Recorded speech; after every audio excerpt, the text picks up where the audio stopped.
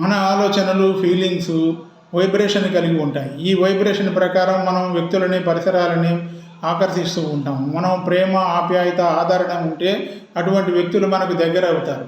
ద్వేషము, పగ, ప్రతీకారం ఉంటే అటువంటి వాళ్ళు దూరం అవుతారు.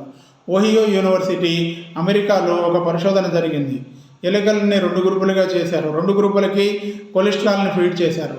మొదటి గ్రూపుకి కొలెస్ట్రాల్ ఫీడ్ చేసేటప్పుడు వాళ్ళు ప్రేమతోటి, ఆదరణతోటి, బుజ్జగింపుతోటి కొలెస్ట్రాల్ ఫీడ్ చేశారు.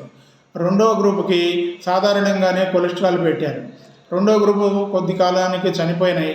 మొదటి గ్రూపు అన్నీ బతికినాయి. దీన్ని బట్టి పరిశోధకులు ఒక నిర్ణయానికి వచ్చారు.